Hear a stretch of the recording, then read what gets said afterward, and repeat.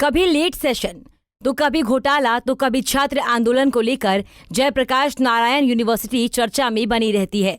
लेकिन इस बार सिलेबस से जेपी और लोहिया के विचारों को हटाने के मुद्दे पर यूनिवर्सिटी के अंदर और बाहर बवाल मचा हुआ है। पॉलिटिकल साइंस के पीछे सिलेबस से हटाए जाने के बाद छात्र संगठन के साथ ही आरजेडी सुप्रीमो लालू यादव ने भी सवाल खड़ा किया था। लालू यादव ने ट्वीट कर कहा था कि बिहार सरकार की तरफ से जेपी लोहिया के विचारों को सिलेबस से हटाना बर्दाश्त से बाहर है।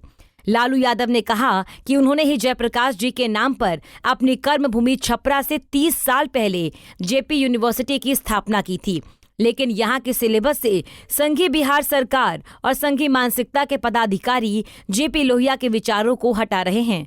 सारण के जयप्रकाश यूनिवर्सिटी के पॉलिटिकल साइंस के पीजी सिलेबस में बदलाव को लेकर विवाद खड़ा हो गया है। राम मनोहर लोहिया, विनोबा भावे, दयानंद सरस्वती, राजा राम मोहन राय, बाल गंगाधर तिलक और एमएन राय को सिलेबस में जगह नहीं मिली। हालांकि नए सिलेबस में पंडित दीनदयाल उपाध्याय, सुभाष चंद्र बोस और ज्योतिबा फुले का नाम शामिल किया गया है। वहीं सिलेबस पर हुए इस विवाद पर यूनिवर्सिटी के रजिस्ट्रार रवि प्रकाश बबलू ने सफाई दी है। उन्होंने कहा कि नए सिलेबस में अन्ना हजारे के आंदोलन के साथ ही जेपी आंदोलन को भी जोड़ा जरूर गया है। बबलू ने कहा कि सेशन 2018-20 से choice based credit system CBS लागू होने के बाद सिलेबस में बदलाव किया गया है।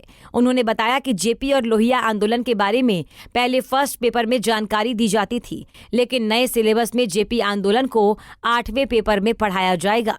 ये पूरा मामला ये है कि एमए जो लड़के राजनीति शास्त्र में स्नातकोत्तर कर रहे थे पहले, तो उसमें पेपर 1 में इंडियन पॉलिटिकल थॉट पढ़ना था। उस इंडियन पॉलिटिकल थॉट वाले पेपर में, जो पेपर 1 में था, जयप्रकाश जी के विचार, participatory politics, total revolution, Lohia ji के विचार, भूदान आंदोलन से संबंधित सारे जो विनोबा जी के विचार हैं, ये सारे कुछ पढ़ने थे। लेकिन जब चॉइस बेस्ड क्रेडिट सिस्टम के तहत इस सिलेबस को रिवाइज किया, जब ये पूरा सिलेबस जब रिवाइज हुआ, तो उसमें जो इंडियन पॉलिटिकल थॉट का पेपर था, पेपर 1 ओल्ड कोर्स में, वो अब हो गया पेपर 8।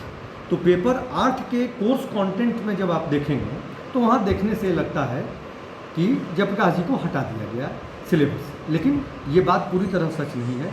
जब आप 14वें पेपर को देखेंगे तो जो 14वां paper political and social movement से रिलेटेड है, उसके कोर्स कंटेंट में 5 नंबर पर जेपी मूवमेंट को पढ़ना है। जेपी मूवमेंट की भी चर्चा है और उसमें अन्ना हजारे के मूवमेंट की चर्चा है, आइडेंटिटी मूवमेंट की चर्चा है, तो जयप्रकाश जी का है उसमें। वहीं जेपी यूनिवर्सिटी के रजिस्ट्रार रवि प्रकाश बबलू ने कहा कि आने वाले वक्त में लोहिया जी के विचार को भी सिलेबस में जोड़ा जाएगा। लोहिया जी का उसमें स्थान नहीं है, एमएन रॉय जी का स्थान नहीं है। पहले था, उनके विचारों को पढ़ना था। इधर हम देख रहे हैं कि नहीं है, तो ये कोई उस तरीके का इशू नहीं है। विश्वविद्यालय को भी यह अधिकार है कि वो 10 से 15% सिलेबस को रिवाइज जन आकांक्षाओं को देखते हुए कर सकती है। तो चूँकि एक विश्व विस्तृत समाजवादी के नाम पर यह विश्वविद्यालय है, जयप्रकाश जी के नाम पर, तो इंडियन पॉलिटिकल थॉट जो पेपर है, उसके तहत भी हम इनके विचारों को लाएंगे और लोहिया जी के भी विचारों को लाएंगे और उन सब लोगों के विचारों को भी पढ़ा जाएगा। जैसे दीनदयाल उपाध्याय जी का इसमें है विचार, उसी तरीके से इन लोगों के भी विचार को पढ़ा जाएगा और ऐसा करने की योजना है। विधि सम्मत ढंग से हम लोग ये काम। जयप्रकाश और राम मनोहर लोहिया की प्रासंगिकता आज भी बरकरार है। कांग्रेस की एकल ताकत को कमजोर करने और क्षेत्रीय दलों के उभार के पीछे जेपी और लोहिया के विचार का बड़ा हाथ रहा है। इससे देश में सत्ता का विकेंद्रीकरण के साथ ही लोकतंत्र की धारा भी मजबूत हुई है। हालांकि वक्त रहते मुख्यमंत्री नीतीश कुमार ने इसकी सुध ले ली है। सीएम के दखल पर शिक्षा मंत्री विजय चौधरी ने कहा कि पीजी सिलेबस से जेपी और लोहिया के विचार नहीं हटाए जाएंगे। पंजाब केसरी टीवी के लिए छपरा से रंजीत कुमार की रिपोर्ट।